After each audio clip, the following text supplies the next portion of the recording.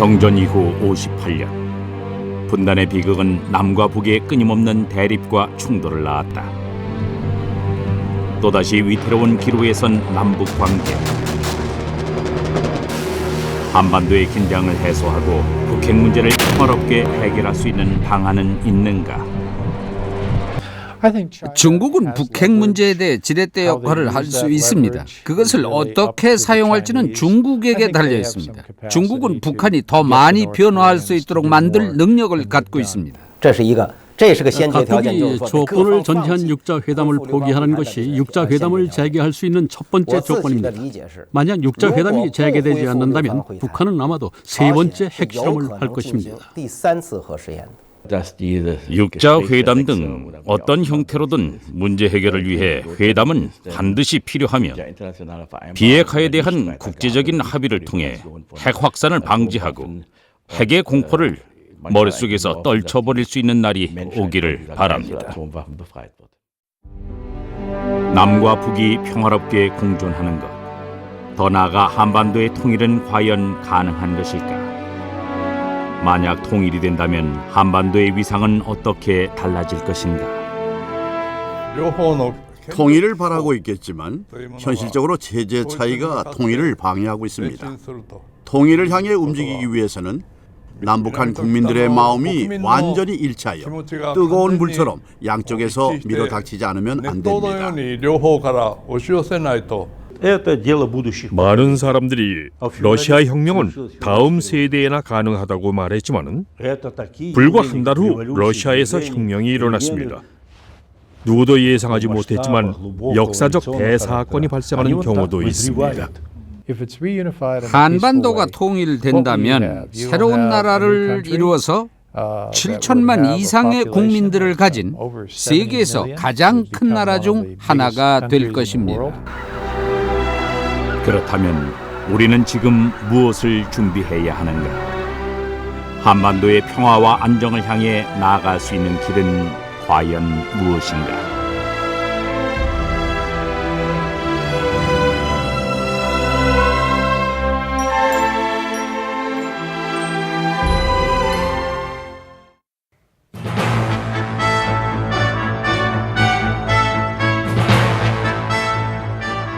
지난해 이후 한반도를 둘러싼 긴장은 수그러들지 않고 있습니다만 역설적이게도 통일에 대한 우리 국민의 기대와 의지는 더욱 커지고 있습니다. 지난달 10일 KBS 남북협력기획단이 실시한 2011 국민통일의식 조사 결과 설문 대상 가운데 무려 92.6%가 통일이 가능하다고 답했으며 통일이 언제쯤 이루어질지에 대한 질문에 대해서는 10년 이내가 18.5%, 11년에서 20년 이내가 39.6%로 20년 내에 이루어질 수 있다는 대답이 58.1%에 달했는데요. 그렇다면 바람직한 통일의 방향은 대체 무엇이며 우리는 무엇을 준비해야 하는 것일까요? 어제 이어 오늘도 5분의 세계적인 정치 지도자와 국제문제 전문가들을 모시고 이야기를 나눠보도록 하겠습니다.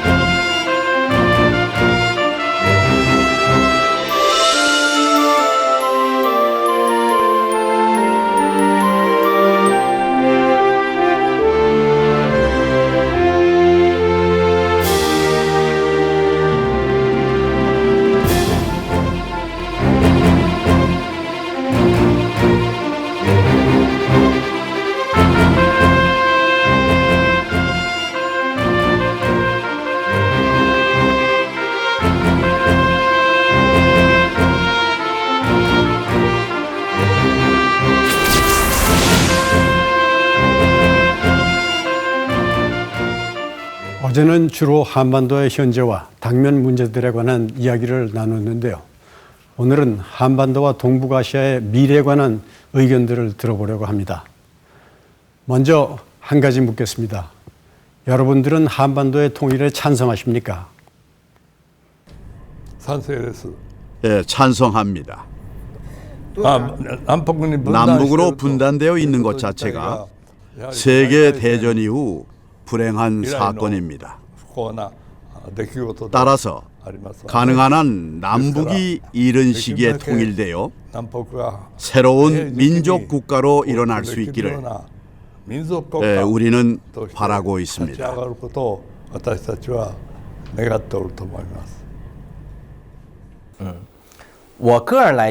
전 개인적으로 한반도의 통일을 찬성합니다. 한반도의 통일에 찬성하는 이유는 중국이 자체적으로 통일을 원하고 있기 때문입니다. 만약 우리가 다른 국가의 통일을 찬성하지 않는다면 중국 정부는 중국이 타이완과 통일해야 하는 합법성을 잃게 될 것입니다. 어떻게 다른 국가의 통일에는 동의하지 않으면서 자신들은 통일하기를 바라겠습니까? 저는 중국의 통일을 합법적으로 실현시키기 위해 한반도의 통일에도 동의하는 입장입니다. 두 번째로, 저는 한반도가 통일된다고 해서 중국에 불이익이 돌아올 거라고 생각하지 않습니다. 한반도의 통일이 중국에 유리하게 작용할 것이라고 생각합니다.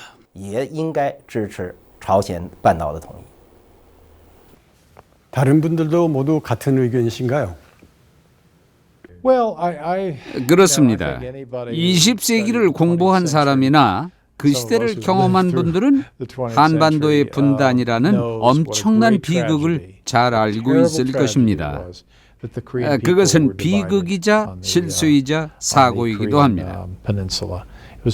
따라서 그 역사에 대해 잘 아는 사람이라면 누구나 남북이 하나의 국가로 통일되기를 무척 희망할 것이라고 생각을 합니다.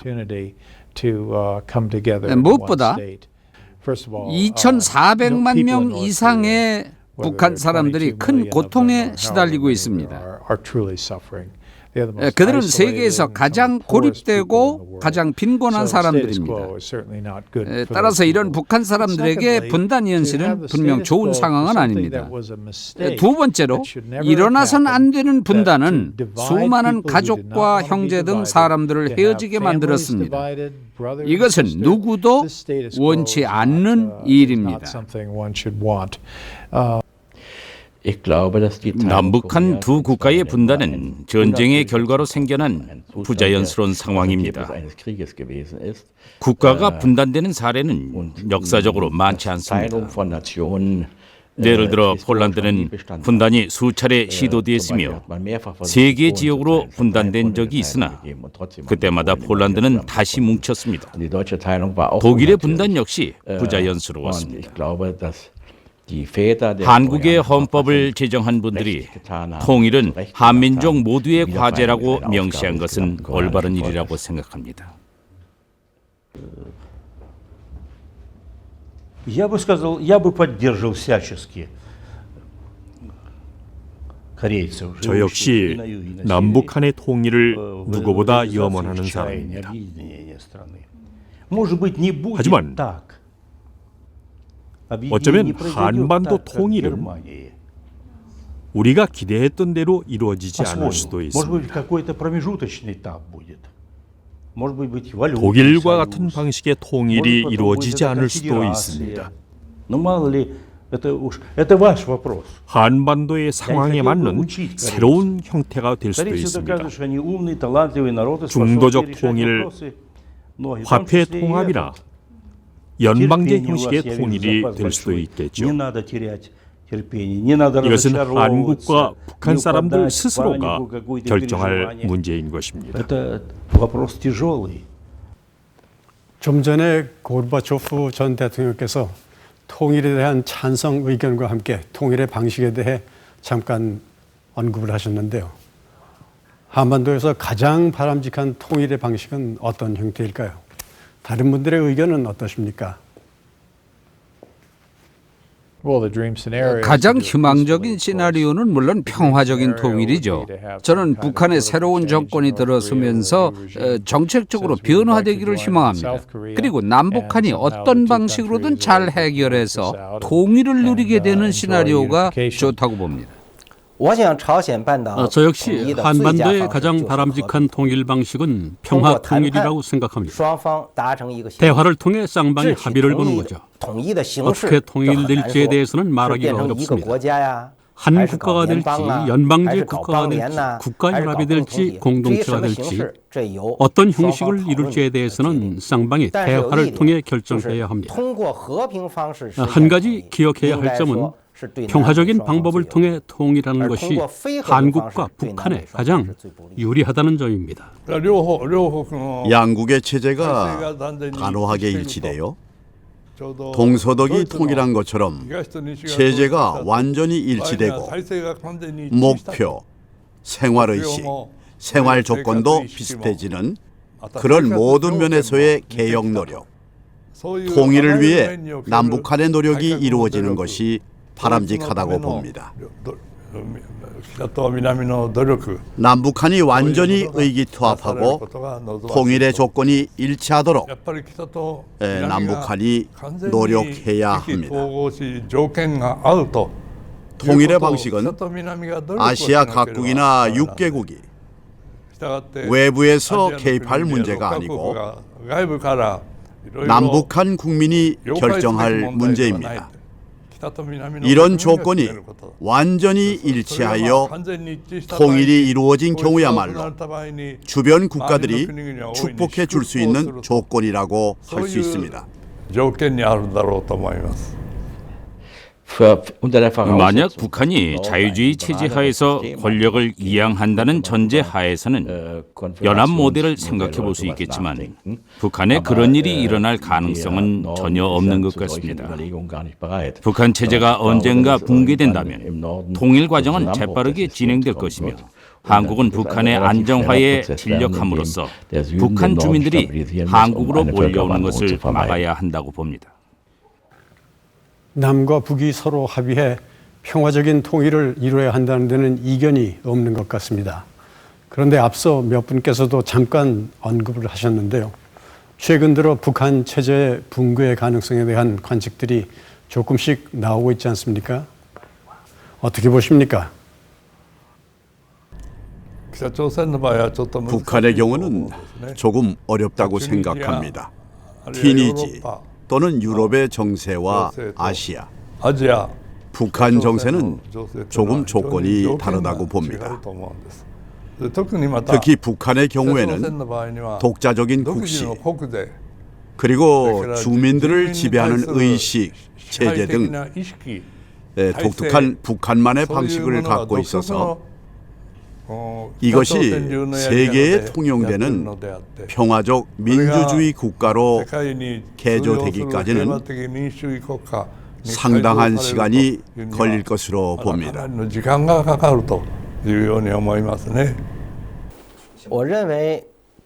저는 북한에 중동과 같은 사태가 일어날 가능성은 굉장히 적다고 생각합니다. 이번에 시민혁명이 일어난 지역을 보면 모두 미국에 의존하던 정권들이었습니다. 이 점에서 봤을 때 북한의 상황에 대입시키는 것은 적당하지 않다고 보여집니다. 두 번째, 시민혁명이 일어난 국가들의 경우 전체적으로 봤을 때 언론을 개방한 국가들입니다. 이 점도 북한에 해당되지 않습니다. 북한은 언론을 개방하지 않는 곳이니까요. 세 번째, 이 국가들 중 대부분 경제 수준이 높고 사회복지가 잘 되어 있습니다. 예멘을 제외하고 모두 사회복지가 비교적 잘 되어 있고 경제 수준이 비교적 높습니다. 이 점도 북한과 다릅니다. 북한에 이런 일이 일어나지 않을 거라고 생각합니다. 아랍 국가의 혁명은 인터넷 때문에 가능했습니다만 북한에는 그럴 가능성이 없습니다. 아랍인들은 인터넷을 통해 서로 공감대를 형성하고 의견을 교환했습니다. 모든 정황은 새로운 정보 매체를 통해 형성되었습니다만 북한에는 새로운 정보 매체가 없습니다. 북한은 아랍 국가들보다 훨씬 단절되어 있습니다. 아랍 국가에는 일련의 자유가 보장되어 있었고 서방 유럽 국가들을 따라할 수 있는 방법이 있었지만 북한 주민에게는 이런 기회가 주어지지 않습니다. 제가 보기에도 비교의 여지는 없는 것 같습니다. 나카손의 전 수상님, 이엔시퉁 원장, 메지에르 전 통독 총리께서는 북한 체제 붕괴 가능성은 없다고 말씀하셨는데요. 나머지 두 분의 의견도 같은가요? 저는 전혀 불가능한 일은 아니라고 생각을 합니다. 구소련 역시 야당에 의한 정권 전복 시도와 같은 사건을 겪은 바가 있습니다. 야당 봉기나 시민혁명, 진보 세력 등의 변화와 개혁 추구는 국가의 민주화와 발전에 좋은 영향을 미칠 수도 있습니다. 저는 정권이라는 것이 절대 변하지 않고 붕괴되지 않아야 한다고는 생각하지 않습니다.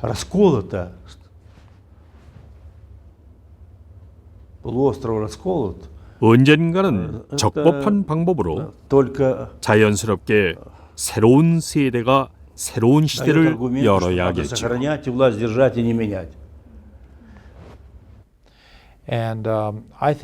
북한이 생존하지 않을 가능성, 북한이 붕괴될 확률은 분명 0보다 큽니다. 그게 25%인지 50%인지 75%인지는 모르지만 분명 그 가능성은 있습니다. 저는 앞으로 10년 안에 북한이 붕괴될 수 있다고 얘기한 적이 있는데요.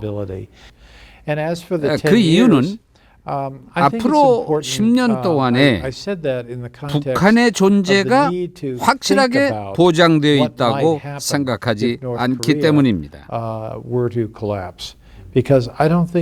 따라서 앞으로 10년은 매우 중요한 시기가 될 것입니다.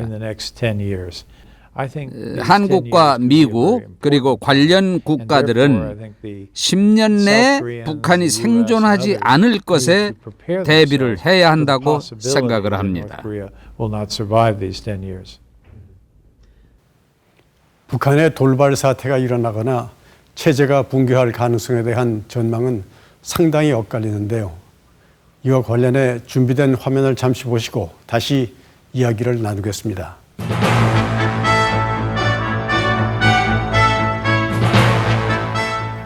당중앙 군사위원회 위원장 김정일, 부위원장 김정은. 지난해 9월 평양에서는 44년 만에 조선노동당 3차 대표자 회의가 열렸다.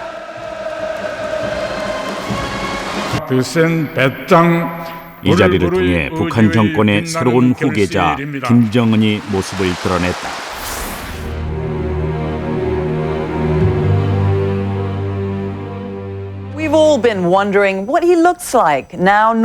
북한이 3대 세습 구도를 공식화하자 세계 언론이 기사를 쏟아내는 가운데 각국 외교부의 논평도 잇따랐다. 在这次党代会前后，朝方做出了一系列的人事的安排，这是朝鲜的内部事务。 I would suppose this is perhaps the ultimate reality show in unfolding in North Korea. 김정은의 등장과 함께 권력 구조도 크게 바뀌었다. 김정은이 부위원장을 맡으며 핵심 기구로 부상한 중앙군사위에 김정일의 측근 리영호가 기용됐고 위원 19명 가운데 16명이 새 인물로 교체되면서 권력의 핵심이 젊은 세대로 이동했다.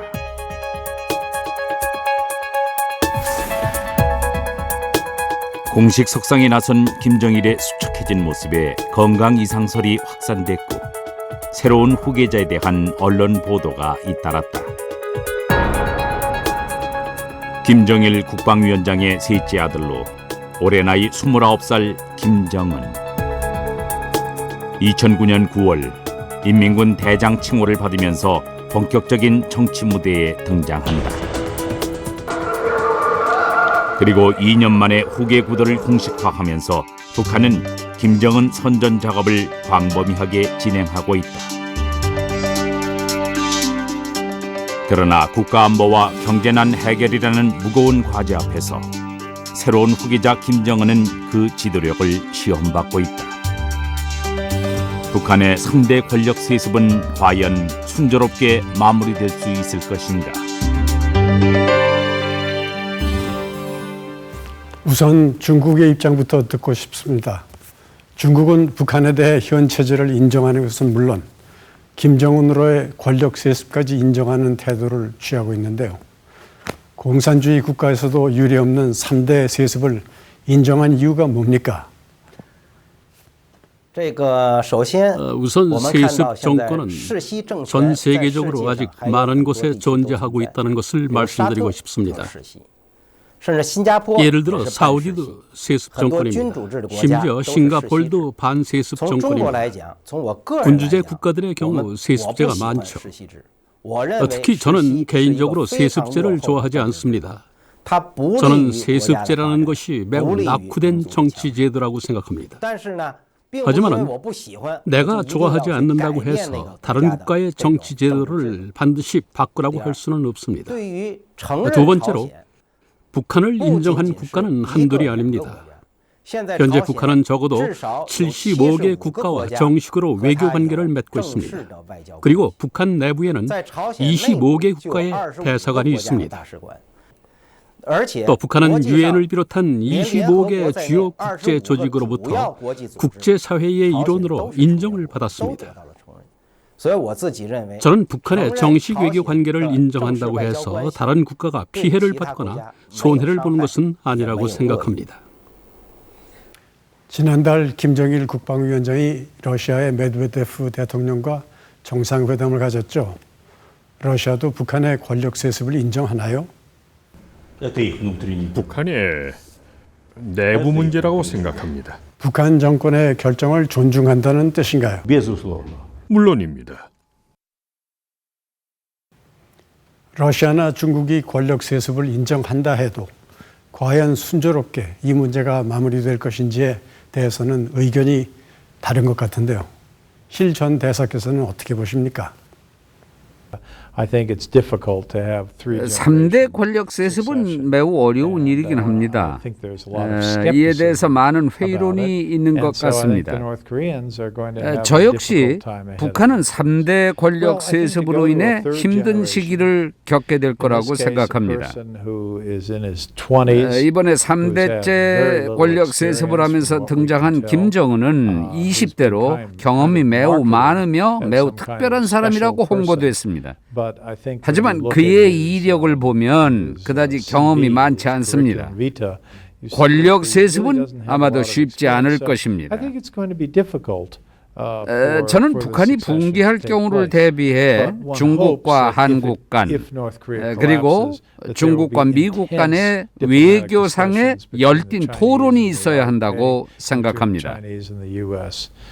물론 한국과 미국 간에도 이에 대한 매우 긴밀한 접촉이 있기를 바랍니다. 왜냐하면 북한이 붕괴되면 난해한 상황에 놓이게 되기 때문입니다. 우리 모두는 북한의 붕괴가 어떤 모습일지는 잘 모르지만 북한에 핵무기가 있다는 사실은 알고 있죠. 그 핵무기들에 대한 책임은 어떻게 맡겨져야 할까요? 이에 대해 어떻게 준비해야 할지는 알기 어렵습니다. 분명한 것은 중국과 긴밀한 접촉을 가져야 한다는 것입니다. 힐 전 대사께서 북한 붕괴에 대비해 한국과 미국, 중국이 긴밀하게 의논하며 대비해야 한다는 의견을 주셨는데요. 옌쉐팅 원장께서도 동감하십니까? 제 생각은 다릅니다. 현재 전 개인적으로 김정일이 계속해서 정권을 주도할 수만 있다면 북한의 정권은 생존해 나갈 수 있을 거라고 생각합니다. 북한 정권이 앞으로 어떻게 될 것인가에 대해서는 현재 판단하기가 굉장히 어렵습니다. 하지만 저는 개인적으로 외교 정책을 북한 정권의 와해에만 집중하는 것은 현명하지 않은 일 같습니다. 냉전이 종식되던 91년에도 많은 사람들이 북한 정권의 와해를 기대했었습니다. 기대한 지 이미 20여 년이 흘렀습니다. 결과적으로 이런 정책은 20년이 흘러도 효과가 나타나지 않습니다. 20년이라는 시간을 헛되이 낭비한 것이죠. 힐 전 주한대사와 옌셰퉁 원장의 의견이 서로 엇갈리는데요. 이 시점에서 우리보다 먼저 통일을 경험한 독일의 경우가 궁금해집니다. 과연 통일 20여 년이 지난 지금 독일의 모습은 어떻게 변화했으며 독일의 경우에서 우리가 배울 점은 무엇일까요? 제가 직접 독일 현지에 다녀왔습니다. 베를린의 브란덴부르크 문. 불과 20여 년 전까지도 길이 160km에 이르는 베를린 장벽이 세워져 있던 곳이다. 동서독을 갈라놓았던 냉전 시대의 상징. 그러나 독일이 통일된 지금 이곳은 이제 평화의 상징으로 거듭났다.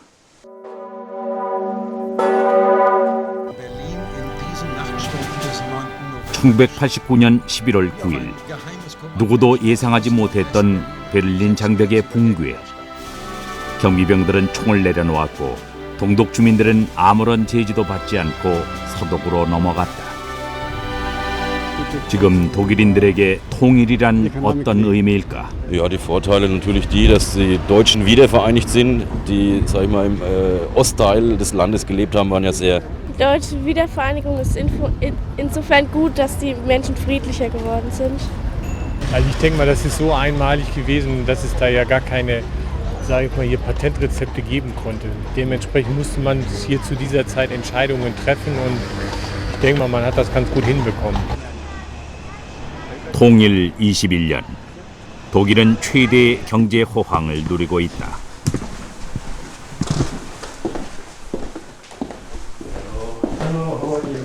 동독의 마지막 총리였던 메지에르.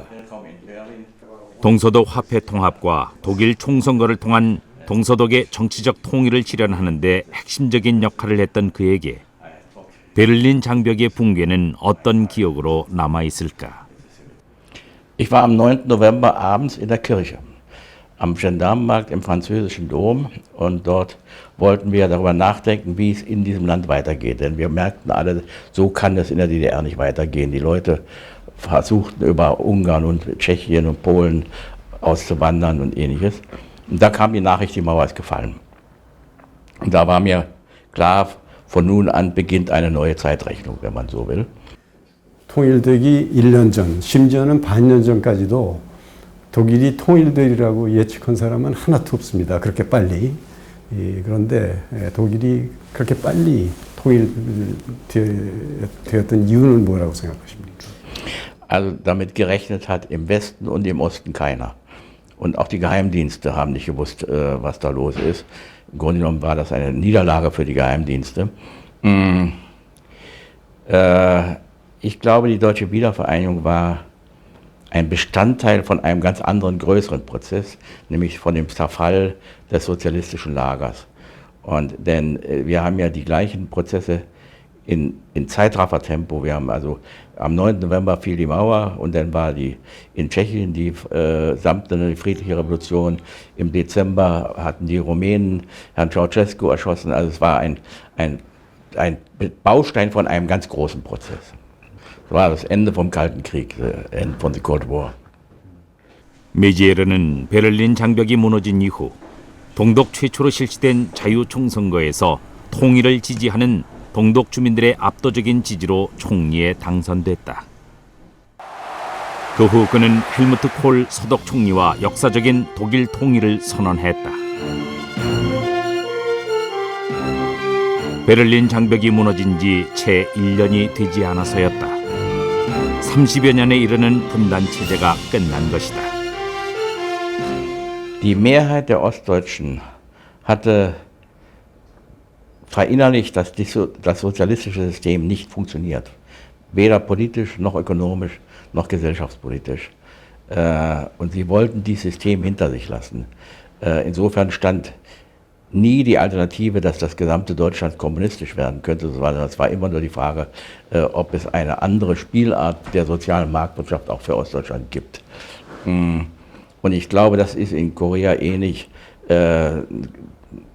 Die Vorstellung, dass Südkorea in eine solche Diktatur hineinrutschen könnte, wie sie in Nordkorea herrscht, hat einfach mit der Geschichte Südkoreas der letzten 20, 30 Jahre, ist das nicht zu vereinbaren. Südkorea hat nach dem Ende der Militärdiktatur eine demokratische Entwicklung genommen und ich glaube nicht, dass die Südkoreaner sich unter ein kommunistisches Joch beugen würden. 통일 이후 정치 경제적으로 명실상부한 강대국이 된 독일. 메지에르 전 총리에게 한반도의 통일에 대한 의견을 물었다. Zunächst muss ich da sagen, die Unterschiede sind größer, als Sie denken, denn die Teilung Deutschlands war bei uns von den Siegermächten befohlen, während sie ja in Korea im Ergebnis eines Bruderkriegs entstanden ist. Was kann man lernen?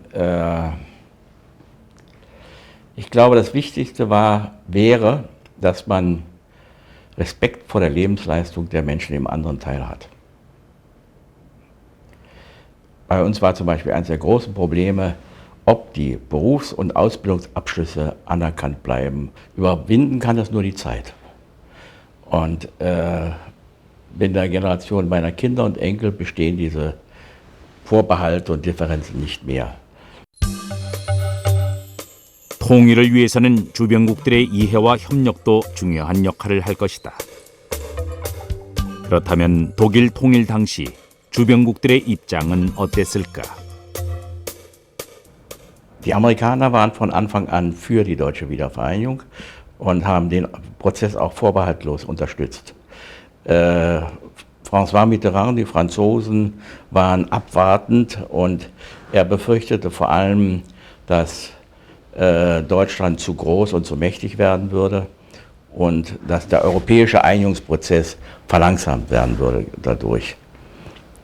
Die Frau Thatcher war bis zum Schluss gegen die deutsche Einheit.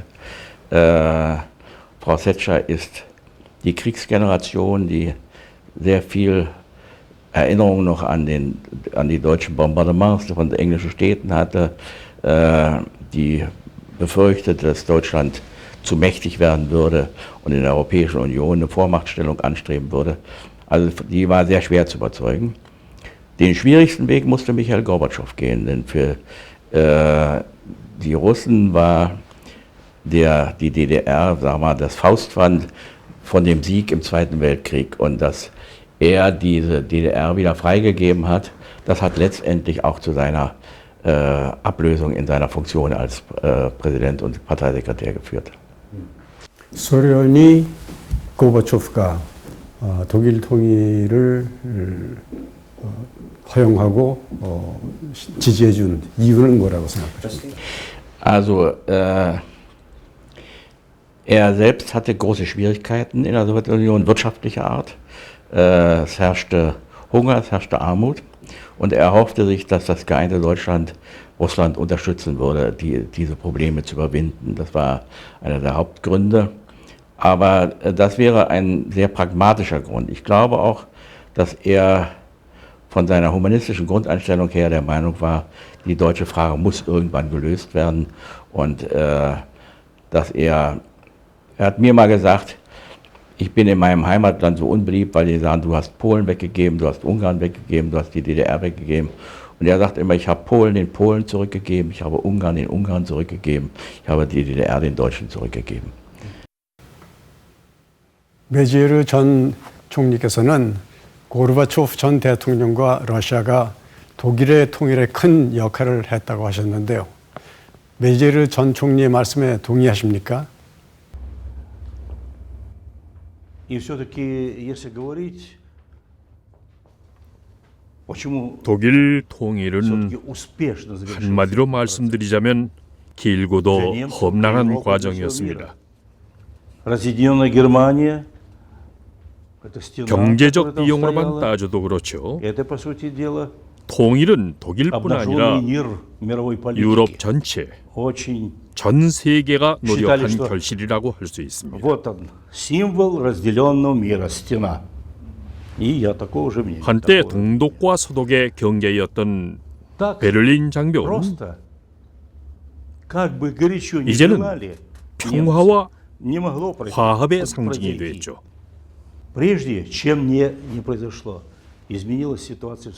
통일에 대한 독일인들의 뜨거운 열망과 의지가 없었다면 불가능한 일이었을 것입니다. 대외 환경의 변화도 있었습니다. 동유럽 전역에서 변화의 물결과 함께 시작된 동독의 변화에 대해 소련은 간섭하지 않았고 오히려 동독 정부와 국민들의 결정을 존중하고 지지했습니다. 정치 제도나 정부 구성은 주권을 가진 국가와 국민들의 당연한 권리이기 때문입니다. 저는 새로운 외교 노선을 주장했습니다.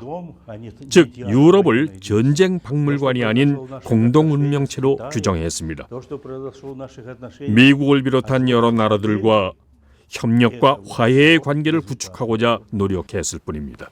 그렇다면 다시 한반도 상황으로 돌아와서 현실적으로 독일과 같은 방식의 통일이 한반도에도 가능하리라고 보십니까?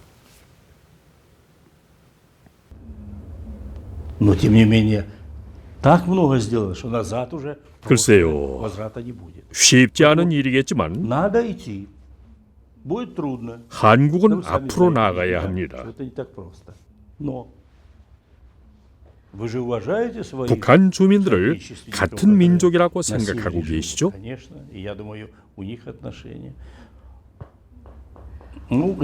그렇다면 남은 문제는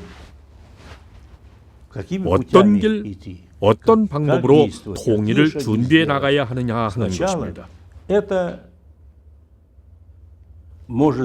먼저 남북 간에 지속적인 대화와 교류의 창을 마련해야 합니다. 이산 가족들의 정기적인 교류를 유지하고 특히 미래 세대의 주역이 될 젊은이들 간의 교류를 적극적으로 추진해야 한다고 생각을 합니다.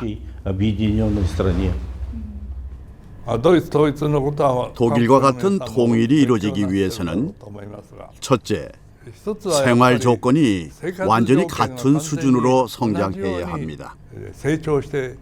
생활 격차가 그리 크지 않아야 합니다. 통일 독일의 경우에는 상당한 격차가 있었습니다. 그럼에도 불구하고 그것을 극복할 만한 동서독의 강한 국민의식이 존재했지요.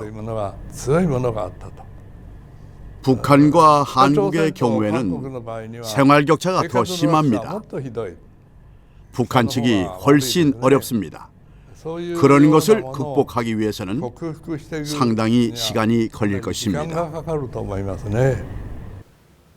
다른 분들의 의견은 어떠십니까?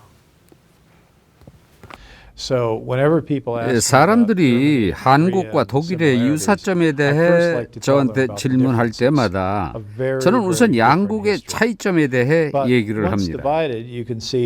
양국은 매우 다른 역사적 배경을 가지고 있습니다. 일단 분단이 된 이후 독일에서는 두 가지 체제가 등장했었죠.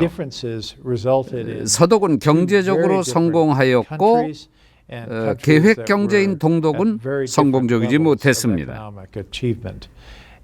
경제 수준이 매우 다른 두 국가의 차이는 컸습니다. 한국의 경우는 독일의 경우보다 훨씬 더 차이가 큽니다. 동독의 소득은 서독의 3분의 1이었습니다. 한국은 10대 1 또는 20대 1 정도로 경제적으로 매우 큰 차이가 납니다. 경제뿐 아니라 제도나 살아가는 방식도 매우 다릅니다. 이런 차이로 내일 당장 통일을 한다고 해도 성공적인 결과를 내기에는 수년이 걸릴 것입니다. 저는 예언자도 아니고 미래를 읽을 수도 없으며 예측도 할 수 없습니다. 때로는 지나간 과거를 평가하는 일조차 어려울 때가 있습니다. 다만 희망사항은 얘기할 수 있습니다. 저는 언젠가는 한반도 통일이 평화적인 방법으로 해결되길 바랍니다. 몇 분의 답변에서도 언급이 됐는데요. 한반도의 통일과 관련해 경제와 문화적 통합 문제 등 다양한 문제가 예상되고 이로 인해 국내에서도 통일에 대한 비관론이나 회의론이 존재하는 것이 사실인데요. 이러한 문제를 어떻게 극복할 수 있을까요? 저는 한국만이 이런 문제에 직면한 것이 아니라고 생각합니다. 중국도 이런 문제에 직면하고 있습니다. 국가가 통일을 해야 하는지 말아야 하는지에 대한 국민들의 인식이 다른 겁니다. 최근 저희 대학원생이 진행한 리서치에 따르면 한국 청년층의 경우 통일을 원하는 수가 상대적으로 적다고 합니다. 장년층의 경우 통일을 원하는 수가 상대적으로 많고요. 중국도 같은 상황입니다. 사회는 사람들에게 공통된 인식을 갖게 해야 합니다. 즉, 통일을 이루기 위해 얼마만큼의 대가를 치를 수 있는지에 대해 논의해야 합니다. 이런 생각의 차이를 해결해야만 국가가 통일을 하는 데 도움이 됩니다. 분명 통일 이후 국가 재건을 위한 초기 비용과 인도주의적 원조로 인해 한국의 경제 사정이 변화될 것입니다. 따라서 경제적으로 동요가 큰 시기가 될 것입니다. 또한 많은 정치적 어려움이 산재해 있을 것입니다. 한국 사람들은 북한 사람들에 비해 훨씬 부유한 상황입니다. 토지 가격의 차이로 한국 사람들은 북한의 땅을 사고 싶어 할 것이고 이로 인해 사회적 긴장감이 커지게 될 것입니다. 따라서 한국 사람들에게 땅을 사지 못하게 한다면 그건 역시 국민들 간의 불화를 초래할 것입니다. 따라서 저는 내부적으로 많은 정치적 어려움이 생길 거라고 추측합니다. 하지만 통일은 한국인들에게 역사와 정체성에 관련된 근본적인 문제이기 때문에 어렵긴 하지만은 분명히 극복해낼 거라고 확신합니다. 현재로서는 미래를 알 수 없습니다. 그러나 한국 국민 여러분들이 노력하고 있다는 것은 틀림없다고 봅니다. 하지만 두 나라의 통치 방식이 다릅니다. 그렇기에 권력을 가진 사람들이 의견 일치를 보게 되기까지는 시간이 많이 걸릴 것입니다. 따라서 국민이 먼저 움직이고 나아가 정부를 이끌어 통일의 방향으로 향하는 방식이 바람직하다고 봅니다. 하지만 그런 국민의 힘이라는 것이 남북한 모두 독일의 경우처럼 강하지는 않다고 봅니다. 왜냐하면은 남북한의 격차가 너무 크기 때문입니다. 북한 측의 생활 조건에 맞게 남한 사람들이 똑같이 생활하는 것을 반기지 않을 것입니다. 그런 의미에서 여러 조건을 갖추는 노력이 필요하며 자유민주주의 체제 자체도 매우 중요하기 때문에 그런 면에서도 서로 협조하는 가이드라인이 만들어져야 할 것입니다.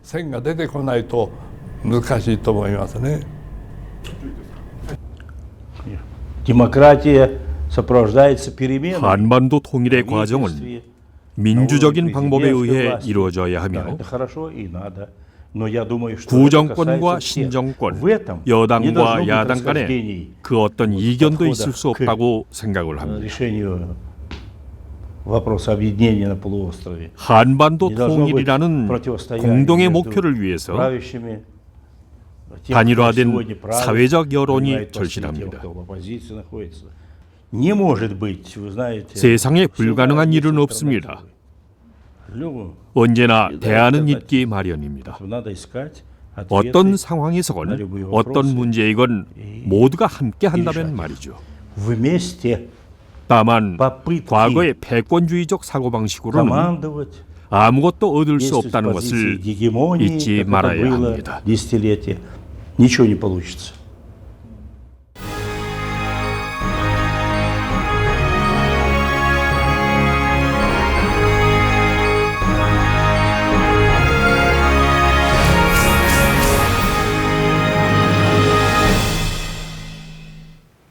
이제 한반도를 넘어서 동아시아 전체로 논의 주제를 확대해 보겠습니다.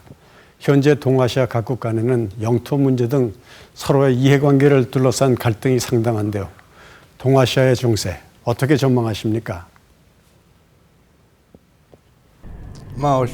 말씀하신 대로 동북아시아에서는 해결돼야 할 영토 문제가 상당히 많이 남아 있습니다. 그러나 영토 문제는 해당 국가의 국민과 정부 간의 노력으로 서서히 해결할 수 있는 선을 향해서 가는 수밖에 다른 방법이 없다고 봅니다. 그러기 위해서는 어느 정도 시간이 걸립니다. 이 문제에 대해서 졸속으로 처리하는 것은 바람직하지 못하며 시간이 걸리고 느리더라도 착실하게 전진하면서 양국 국민의 뜻이 완전히 일치되는 방향으로 노력해 나가는 것이 옳다고 봅니다. 시간이 걸리는 일이지만 노력해 나가지 않으면 안 되는 일입니다. 동북아시아 지역은 현재보다 더 발전되어야 하는 곳입니다. 실제로 북한을 제외한 각 나라들은 경제적으로 성장하고 있습니다. 중국은 이전보다 훨씬 좋아졌고 한국은 계속해서 성장해 가고 있습니다. 일본은 문제를 겪고 있긴 하지만 여전히 세계 경제 강국이고요. 그러나 동북아시아 지역 국가들은 종종 서로 대화하는 것을 좋아하지 않는 것 같습니다.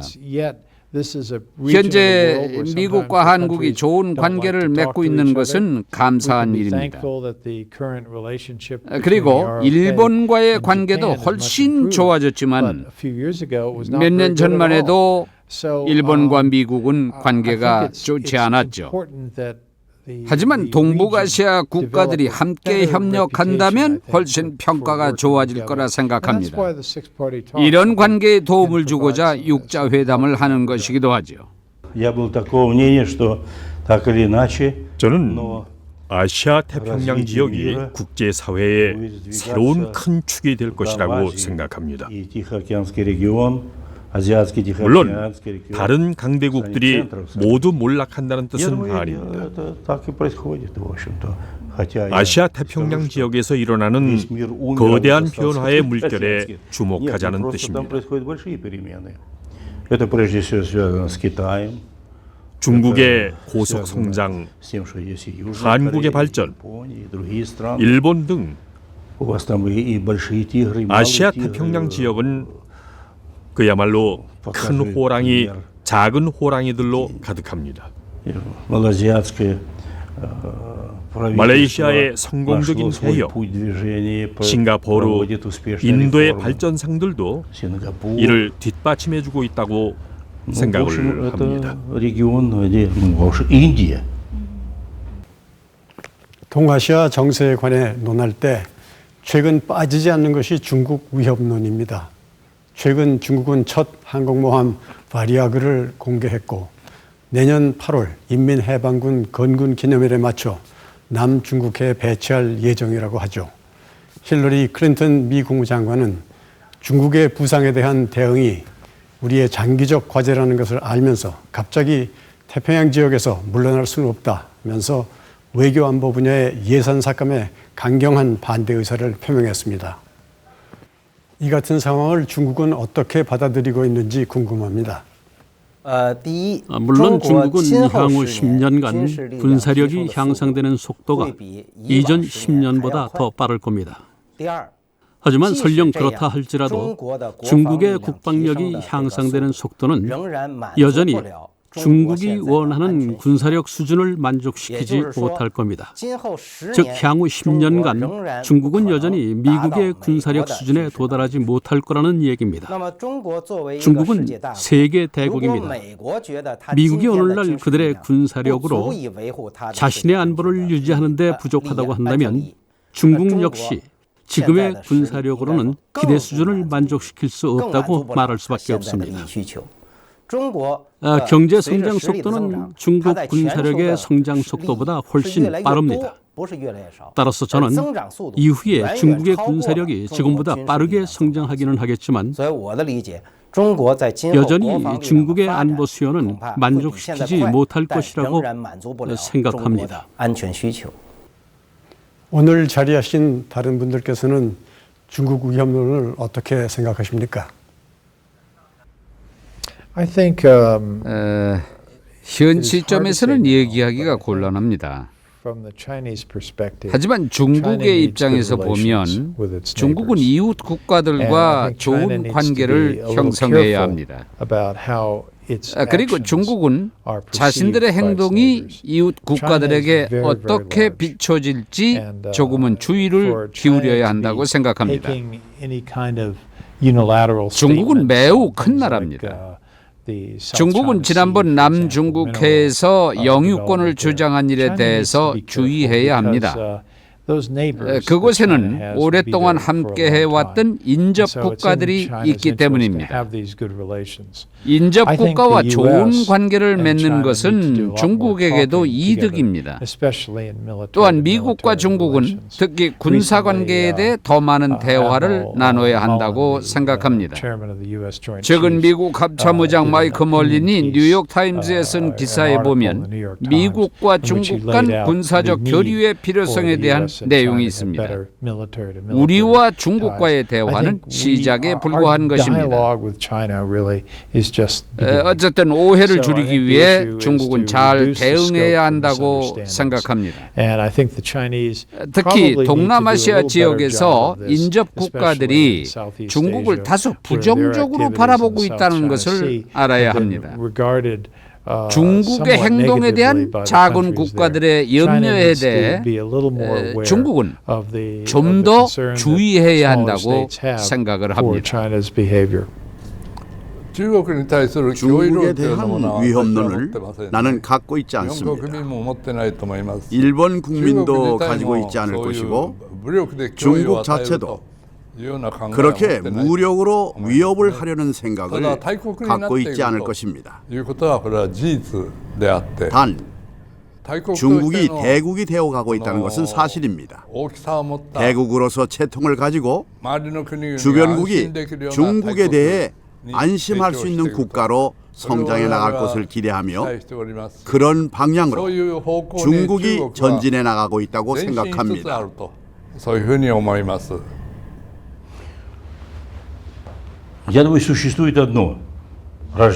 중국의 부상은 또 하나의 거대한 강대국의 출현이라고 생각합니다. 이것은 불변의 사실입니다. 중국은 눈부신 속도로 성장하고 있습니다. 아직 해결해야 할 문제들도 많습니다.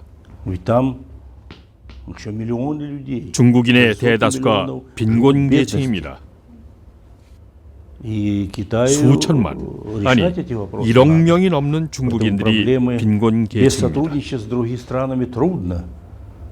중국 정부는 빈곤 퇴치를 위해서 힘쓰고 있지만 이는 다른 국가들의 협력 없이는 성취하기 어려운 문제입니다. 하지만 거대한 잠재력을 가진 민족이니만큼 잘 해결해 나갈 것이라고 생각합니다. 민주화 문제도 마찬가지입니다. 민주주의가 최고는 아니지만 최선의 선택이기에 중국 역시 민주화의 길로 가야 한다고 생각합니다. 하지만 개혁은 개별 국가가 결정을 해야 할 문제입니다. 중국은 중국식으로, 러시아는 러시아식으로, 그리고 한반도 문제는 남북한 당사자가 결정을 해야 할 일입니다. 그것은 매우 중요한 원칙입니다. 현재 중국 정부는 강한 의지를 가지고 개혁을 추진하고 있습니다. 매우 강한 책임감을 갖고 말이죠. 국제사회가 해야 할 일은 중국 정부의 의지를 지지하고 중국의 민주주의가 정착되도록 기원하는 것이라고 생각합니다. 중국에 대한 경계와 함께 중국의 역할에 대한 기대도 존재하고 있는데요. 옌시퉁 원장님, 동아시아의 평화와 공동 번영을 위해 중국은 어떤 역할을 할 수 있을까요? 물론 중국은 위협론을 불식시키기 위해 많은 일을 할 수 있을 겁니다.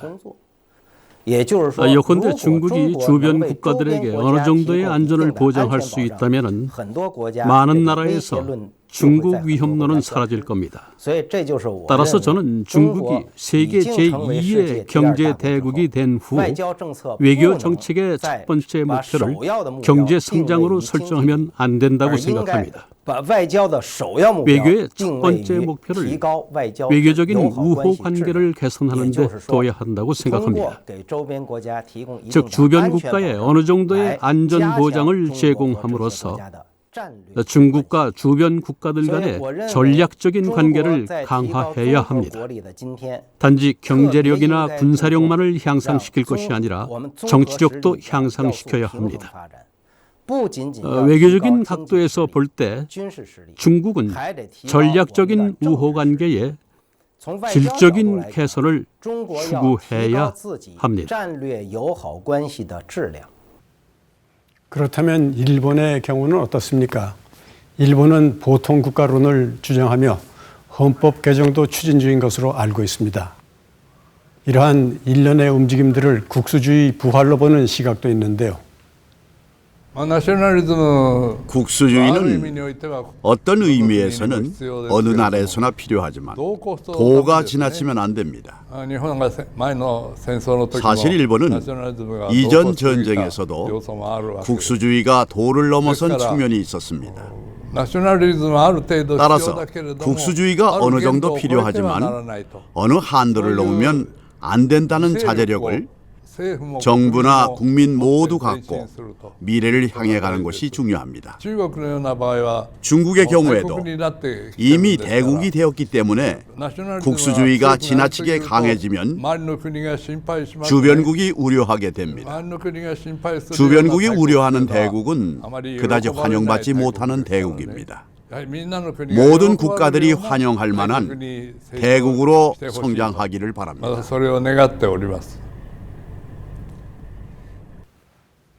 나카소네 전 수상께서는 일본 내에서 친한파로 손꼽히는 지도자고 한국과의 관계 개선에 많은 역할을 하셨습니다. 그런데 최근 독도 문제 등을 둘러싸고 양국 간에 또다시 갈등이 깊어지고 있지 않습니까? 이러한 상황을 어떻게 보십니까? 한일 관계가 최근에 매우 좋습니다. 양국이 서로 협조하고 있고 국민 사이의 우정도 싹트고 있는 것은 매우 바람직하다고 봅니다. 비록 양국 사이에 영토 문제가 존재하긴 하지만 이 문제에 대해서는 상당히 장기적인 안목으로 처리하는 것이 중요합니다. 예전부터 영토 문제는 오랜 시간이 걸리는 문제이기 때문에 서둘러 건드리지 않는 편이 좋다는 말도 전해 내려오고 있습니다.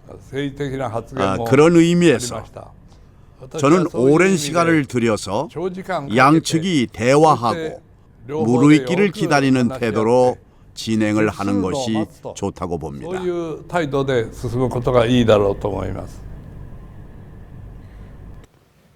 세계 질서를 이야기할 때 미국의 역할과 영향력을 빼놓을 수 없습니다.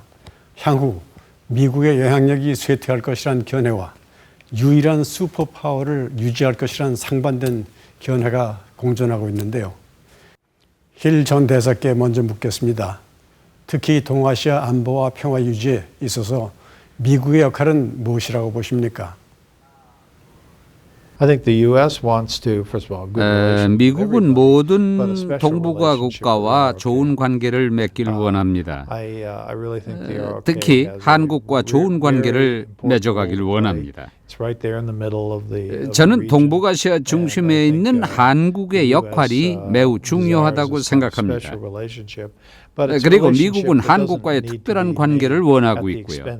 하지만 이 관계로 인해 다른 관계가 희생될 필요는 없습니다. 따라서 동북아시아가 번영하고자 한다면 미국이 그 과정에 도움을 줘야 한다고 생각합니다. 또한 미국은 능히 그럴 것이라 믿습니다. 미국과 한국의 관계는 매우 중요하고 따라서 FTA 등 여러 문제들 역시 중요합니다. 우리는 누구도 우리를 공격 대상으로 생각할 수 없도록 공개적인 안보 관계를 만들고 싶습니다. 당연히 우리는 가능하면 공개적이고 국제적인 시스템을 원합니다. 또한 미국은 안보뿐 아니라 경제, 투자 무역에도 관심을 갖고 있습니다. 또한 가능하다면 공통된 에너지 정책을 갖기를 원합니다. 다른 분들께서는 미국의 역할에 대해 어떻게 생각하십니까? 저는 개인적으로 세계가 미국과 중국 양극 체제로 발전할 가능성이 다극 체제로 발전할 가능성보다 더 크다고 생각합니다. 다가올 미래에, 즉 향후 10년 안에 중국과 미국의 차이가 좁혀질 가능성이 크기 때문입니다. 다른 주요 대국들은 미국과 국력 격차가 벌어지는 추세입니다. 이 국가들과 중국 간의 격차도 벌어지는 추세고요.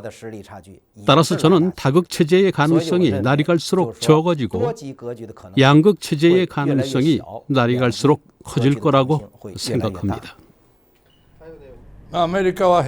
미국은 평화적인 민주주의 국가로서의 국시를 가지고 있고 그런 업적을 가지고 있는 나라입니다. 그러나 강한 힘을 가진 나라인 만큼 실수도 할 수 있습니다. 그런 면에서 우리는 미국에 대해서 충고할 것은 충고하겠지만 미국이 동북아시아를 위해 노력하고 있는 면도 평가해 주어야 할 것입니다.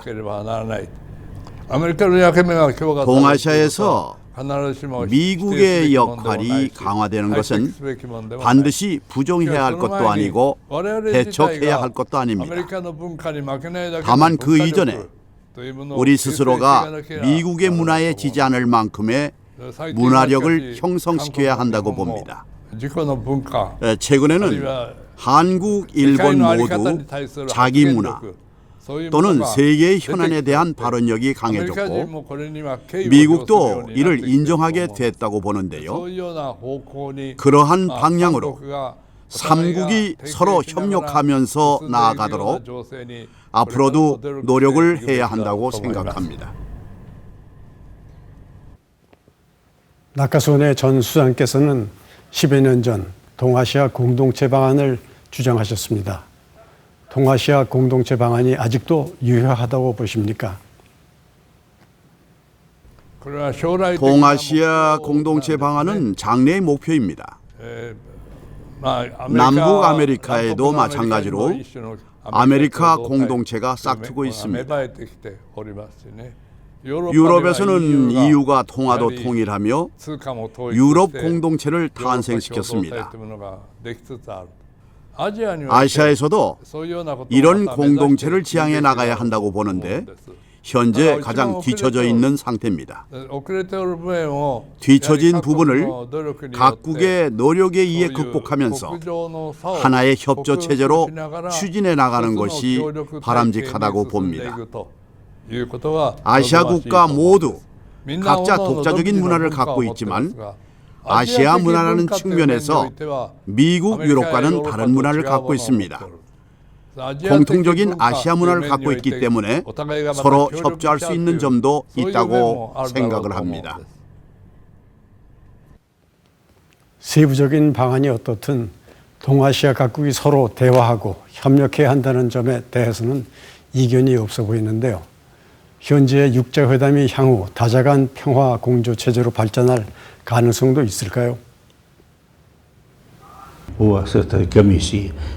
저는 육자회담이 바람직한 다자간 협력체의 모델이라고 생각합니다. 제가 일전에 저서에도 쓴 바 있습니다. 그리고 앞으로도 그 잠재 가능성이 매우 크다고 생각합니다.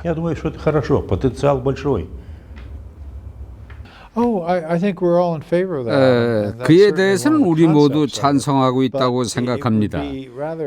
분명 육자회담에는 평화 공조 체제라는 개념도 있습니다. 핵 문제를 해결해 나갈 수 없다면 좀 더 폭넓은 문제들로 대화를 진행시킬 수밖에 없을 것입니다. 단 이런 폭넓은 문제들을 다루기 위해서는 핵카드를 포기하는 데 동의해야 한다는 것을 북한은 알아야 합니다. 북한이 핵무기를 포기할 의사가 없다면 북한과 대화를 갖는 것은 아무런 소용이 없다고 생각합니다.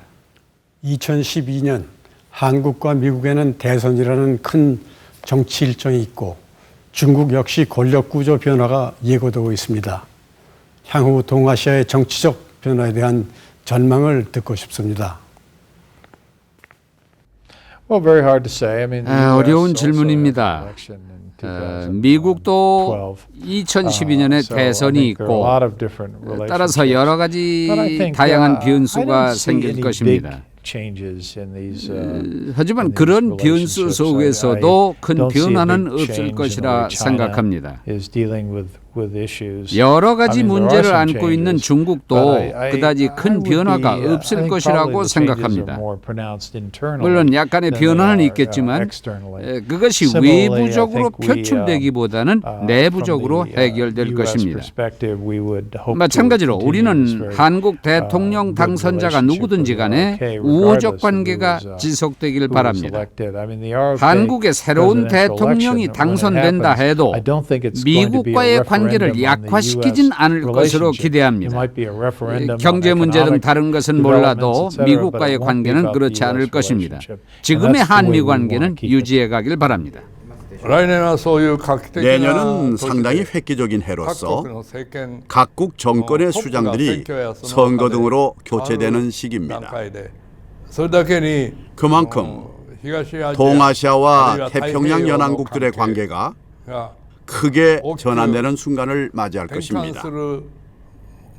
그런 의미에서 차기에 나올 각국의 지도자들이 어떻게 국민과 함께 전진해 나갈 것인지 모두 노력해야 하는 시기입니다. 동아시아와 미국의 국민 모두가 그런 의식을 가지고 노력하는 해로 만들어 나갔으면 합니다. 그리고 한일 관계도 마찬가지입니다. 한국과 일본은 과거를 극복하며 지금 매우 좋은 관계에 있습니다. 이것은 양 국민과 정치가들이 노력한 결실이라고 봅니다. 나아가 우리는 다음 시대에도 오랜 세월 동안 이런 관계를 더욱 발전시키도록 노력해 나가야 한다고 생각합니다. 현실에 앉아주 말고 더욱 좋은 관계를 위해서 양국의 국민들과 정치가들이 적극적인 노력을 해 나갔으면 합니다.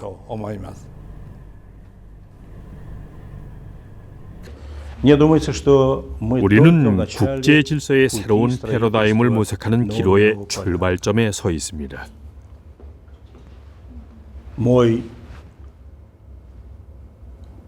제 오랜 친구이자 지금은 서거하신 교황 요한 바오로 2세도 새로운 국제 질서 정립의 필요성에 대해서 언급한 바 있습니다. 새로운 국제 질서는 좀 더 안정적이고 공정해야 하며 휴머니즘에 입각해야 한다고 표현했습니다. 요한 바오로 2세가 말한 이 핵심 가치는 반드시 지켜져야 합니다. 아직까지 그 어느 누구도 이보다 더 적합한 국제 질서의 방향을 제시하지 못했습니다. 새로운 국제 질서를 정립하고 그 틀 안에서 국제 사회가 협력을 구축해 나가야 합니다. 네, 어제 오늘 이틀에 걸쳐 한반도의 현재와 미래 그리고 동아시아 정세와 평화 방안에 이르기까지 다양한 의견을 나눠봤는데요. 마지막으로 오랜 정치적 경험을 가진 여러분들께 남북관계 개선과 장차 다가올 통일에 대한 조언을 듣고 싶습니다.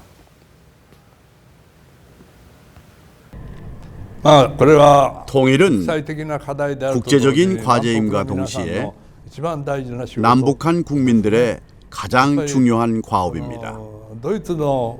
동서독이 통일된 것은 양쪽의 조건을 서로가 잘 알고 있어서 안심하고 통일이 이루어졌습니다. 남북한 문제도 남북한 국민들이 안심하고 통일이 이루어지는 조건을 양쪽이 모두 노력하여 만들어내는 것이 중요합니다. 그것을 국제사회가 관심을 가지고 지켜보고 있습니다. 따라서 통일 문제는 남북한 최대의 문제이며 국제사회는 그 결과가 완성되기를 바라고 있는 상황입니다. 따라서 남북한 국민들의 노력과 양국 정부 협조에 따라 달라진다는 점을 강조하고 싶고 지켜볼 것입니다. 통일을 이루기 위해서는 커다란 대가를 치러야 합니다. 그렇지 않고서는 통일을 이룰 수 없습니다. 따라서 저는 한국인들에게 이렇게 말하고 싶습니다. 만약 당신이 통일을 바란다면 스스로에게 물어보세요. 당신은 통일을 이루기 위해 어떤 대가를 치를 준비가 돼 있습니까? 만약 자신은 대가를 치르지 않을 것이라고 말한다면 통일은 기대하지도 마십시오.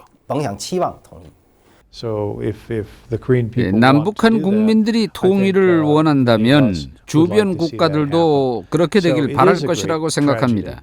주변국들이 통일을 이루는 방식에 대해 한국인들에게 강요할 수는 없습니다. 누구는 통일을 할 수 있다고 하고 누구는 할 수 없다고들 말하죠. 통일은 한국인들이 결정할 일입니다. 분명 다양한 의견들이 있을 것입니다. 하지만 남북이 통일된다면 분명 세계 강대국 중 하나가 될 것입니다.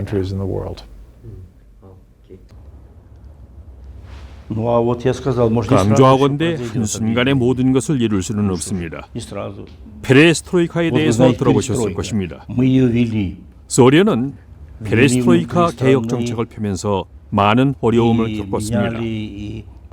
정치 개혁을 실시하고 시장 경제를 도입하고 국제 관계를 개방하고 핵무기를 감축하는 과정에서 많은 문제들에 봉착했었습니다. 하지만 과거로의 퇴보란 있을 수 없는 일이었습니다. 통일 문제에 뒤따르는 수많은 난관들의 인내심을 잃고 지레 포기하거나 낙심해서는 안 됩니다. 통일 문제는 간단한 문제가 아니기 때문입니다. 한순간에 해결되는 문제가 아닙니다. 중요한 것은 인내심을 가지고 통일 문제에 접근해야 한다는 것이며 저는 남북한 국민들이 분명히 이 모든 난관을 극복하고 통일의 기쁨을 맛보게 될 것이라고 확신합니다. 한국 국민 여러분, 언젠가 남북한이 하나 되는 그날이 찾아와 통일이 평화롭게 진행되기를 저는 바랍니다.